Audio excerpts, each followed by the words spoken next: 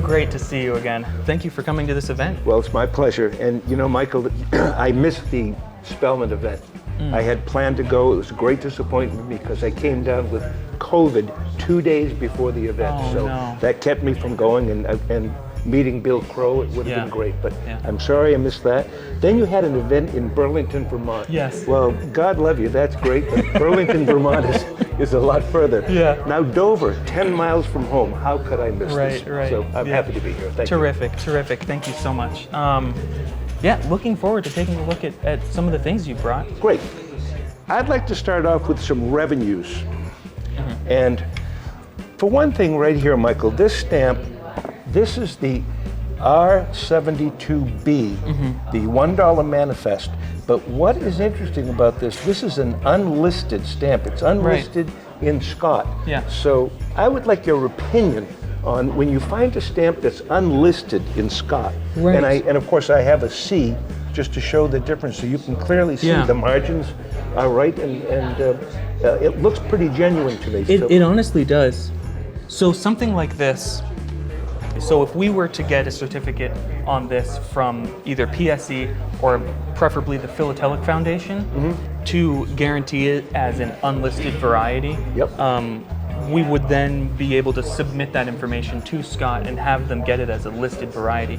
So you can see here that the bottom margin is thin, which is what we kind of try to be careful with in perf revenues or part perf revenues. But the top margin is so wide that it includes the design of the other stamp. Exactly. So you would think that this would be a genuine R72b part perf that's completely unlisted in Scott. This is one of those scenarios where if we were to submit this to Scott, and you can see here the imperf is $47.50. Yep. The perf is $40.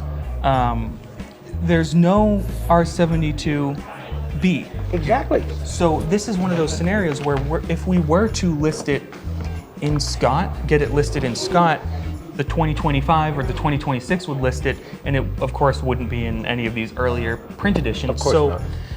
We would need a 24 or a 25 to just double check that there's not been one already submitted. But this could potentially be a very interesting find. Now, do you remember where you acquired this? I do. Okay. And you were there. Oh, was that? that was it that auction in Portsmouth? In Portsmouth. Yeah, I remember that. And that fellow, fellow, they auctioned off his entire collection. That was a great collection, and I missed out the book on revenues. It sold for $20,000. I was the underbidder. That one went. You bought a lot of Zeppelins in that collection.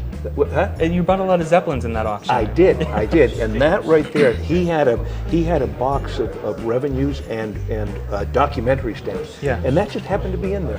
So that's I would something recommend interesting. that it to be sent to the Philatelic Foundation, and then probably afterwards, once they give their opinion, to PSE as well. Oh, really? Okay. Just to get 2 certificates, and then you can submit it to the Scott catalog, and they can list it.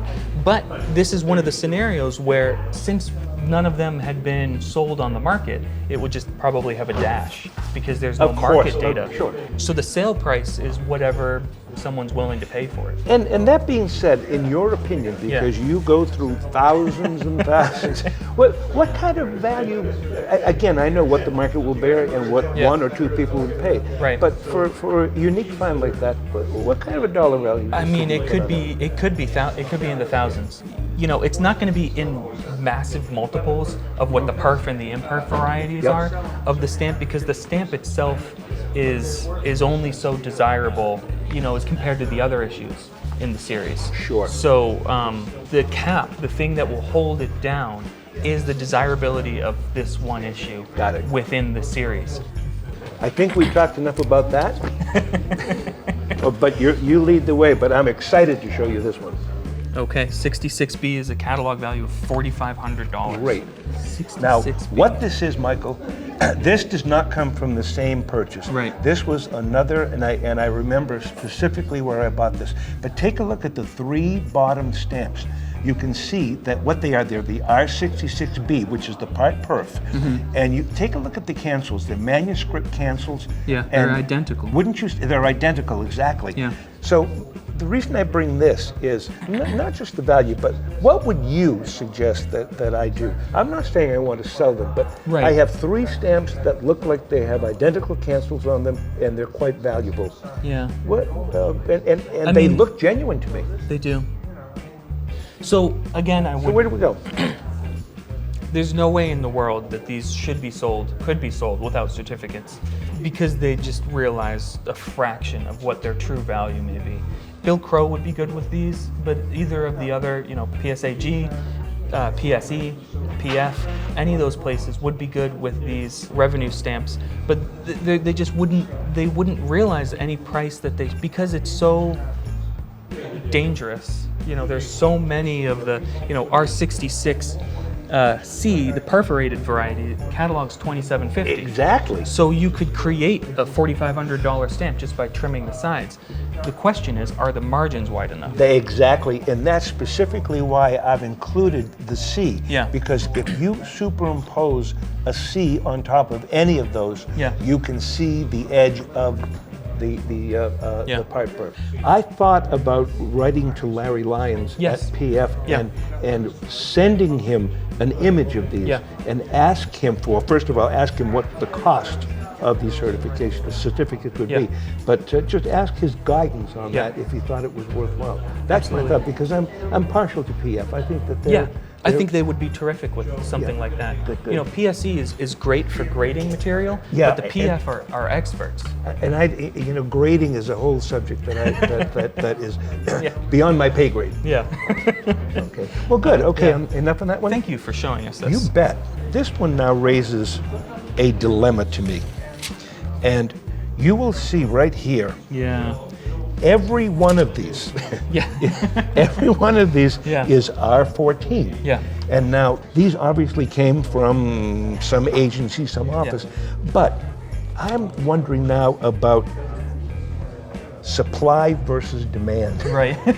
Because Right. now every 2-cent stamp on either side of this has a catalog value of $1. Right. And that, which means they're worth nothing. Yeah. Here's a stamp that has a catalog value of $70, Right. which makes it a more desirable on the lower end Right. of these revenues. But where do we go with 100 copies? What happens to the value? It's a terrific question. Yeah. But this amount of them, this quantity of them, isn't going to be enough to shift the entire market. However, posting them all up for auction at the same time most certainly will affect the prices. Exactly. But if I can experiment here for just one moment, and if we were to just pull up eBay and search for US R14, Oh, sure. Yeah. there's going to be hundreds Of course. individual R14s. Yes. Now, for the most part, these are all buy it nows, and that is Oh, what yes. I would Yeah. recommend Right. when you have a large stock. This is something that I would recommend. Kind of, it's done a few times in the stamp category, but kind of just a deep skew. Buy it now. So you say, okay, I have 100 US R14s, and I'm going to be offering them at $25 each. Buy as many as you can. So you're not auctioning them. You're selling them not as one lot, but you can put them all up at the same time, because eBay's fees and the structure categories and everything, the amount of time it takes to create a listing, it would take so much time to list all of these individually. Would it be worth your time? Would it be worth anyone's time to list all of these $20 to $25 to $30, $40 stamps individually? Another approach is to go through this and pick the ones with the best centering that have no flaws whatsoever. Certainly. Sell those individually, and then list everything else as kind of the deep skew. Right. The way these are arranged right now are by date, simply by date. It's an interesting way to collect it. Progressing dates. That's quite nice, actually. It's interesting, yeah. It's actually okay. So it's a collection in and of itself. Yeah, I think it is. Yeah. So if NobleSpirit were to sell those, Yeah. what would NobleSpirit be doing? There's two ways we would sell this. There's either, and we've done it in the past, where we have a collection like this, many multiples. If it's something that we need to move quicker, we will market it to dealers by adding up the catalog value of every single stamp and selling it intact as a collection. If it's something that has no time constraints on how and when and why it should be sold, we would auction 2 of them a week for Really? the foreseeable future. Interesting. And that 2-3 stamps a week isn't going to manipulate the market. Right. It's not going to overflow the amount of auctions that that revenue collectors are buying. There are far many more revenue collectors looking for R14s than there are R14s here. So Do you really believe that? there's more revenue collecters There than are more there are collectors stamps on this page? than looking at. Yeah. Do you? Oh, absolutely. Well, that's encouraging. Yeah, great. there's only about 100 stamps here. Okay. You know, if that, there's definitely more people looking for R14s than there are R14s. Well, that is, again, that is a Page. little higher value of Yeah. the R's.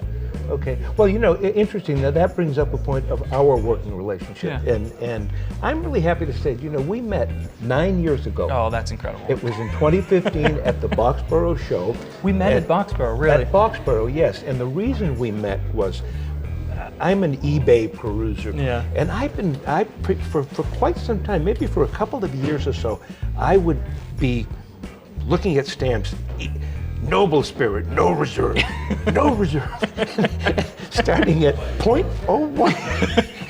and it caught my interest, and so I followed NobleSpirit for quite some time. And then when I saw a Boxborough show, which again is an hour's drive from home for me, right. I said, okay, I'm going to make the trip down. I met you, I met your dad, and it was because of eBay, and that started a relationship where I'm really pleased to say that NobleSpirit has sold in the 6 figures of my stamps. Well, And, it's been terrific working with you. It's this been great. entire It's time. been it's been great. So that's why I asked, what would NobleSpirit do with that? Because you just might be getting them either sooner or later.